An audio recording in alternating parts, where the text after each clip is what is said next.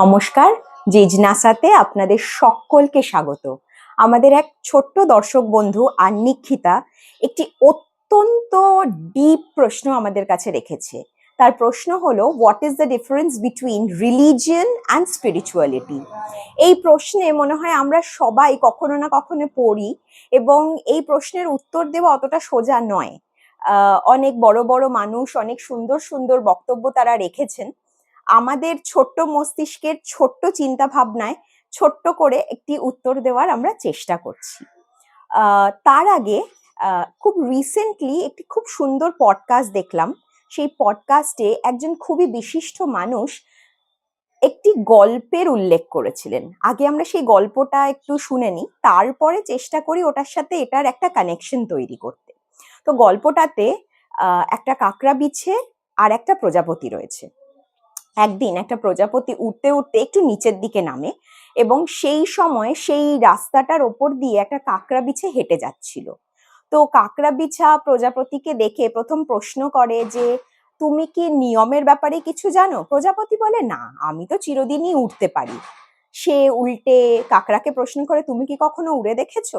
কাকড়া বলে, না, আমি কখনো উড়ে দেখিনি, এবং আমার নিয়ম আমাকে বলে যে আমরা উঠতে পারি না, আমাদেরকে মাটিতে থাকতে হয়, বিভিন্ন নিয়মের মধ্যে চলে সারাটা জীবন অতিবাহিত করতে হয়। তা তুমি কি আমার নিয়ম শিখবে? প্রজাপতি বলে, হ্যাঁ, কেন শিখবো না, তুমি আমাকে শেখাও। তো কাকড়া তাকে সারাটা দিন ধরে কি করে গর্ত খুঁড়তে হয়, কি করে হুলের ভেতরে বিষ তৈরি করতে হয়, কি করে হুল ফোটাতে হয়, কি করে ডিম পাড়তে হয়, কি করে বাচ্চাদের প্রতিপালন করতে হয়, বিভিন্ন সারা দিনের রোজ নামচার সমস্ত নিয়ম তাকে শেখায়, এবং বলে যে সেটা রোজ ফলো করে, মানে সেই নিয়মটা সে রোজ অভ্যাস করে। তো সারা দিন প্রজাপতি সেই নিয়ম কানুন শিখে ক্লান্ত হয়ে যায়। তো কাকড়া বলে, চলো এবার তাহলে আমরা ঘুমোই নিয়ম অনুযায়ী। প্রজাপতিও ক্লান্ত হয়ে কাকড়ার পাশেই ঘুমিয়ে পড়ে, এবং রাত্রিবেলা কাকড়া তাকে হুল ফোটায়।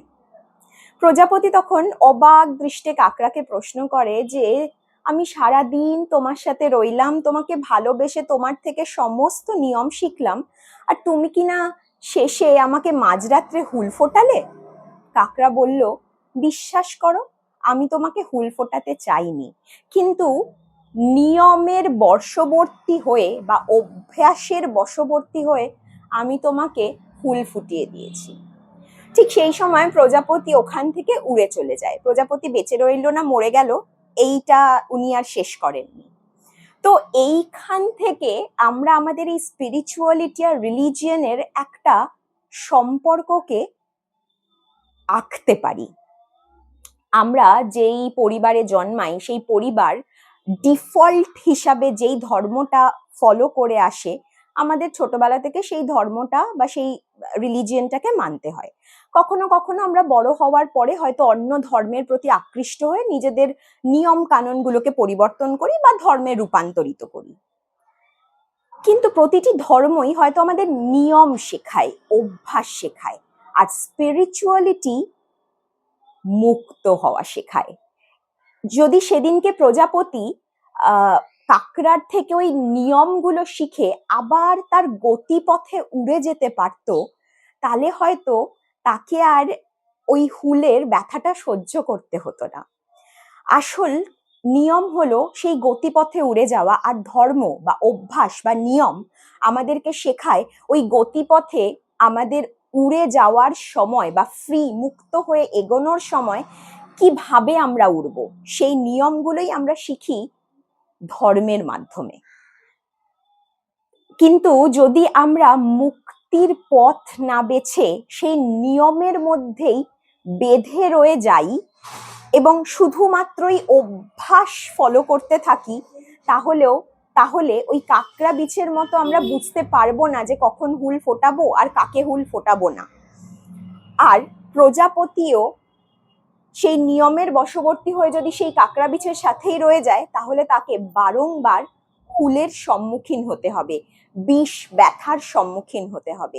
তাই নিয়ম শিখে নিজের আসল গতিপথে, নিজের ফ্রিডমের পথে, নিজের আসল গোলের পথে অর্থাৎ ওয়াননেসের পথে এগিয়ে যাওয়াই হয়তো স্পিরিচুয়ালিটি, অর্থাৎ নিজেকে খুঁজে বার করা, ধর্মের হাত ধরে, নিয়মের হাত ধরে, অভ্যাসের হাত ধরে নিজেকে খুঁজে বার করা, মানে নিজের গতিপথে যাওয়া, মানে এখানে নিজেকে খুঁজে বার করার কথা বলা হচ্ছে।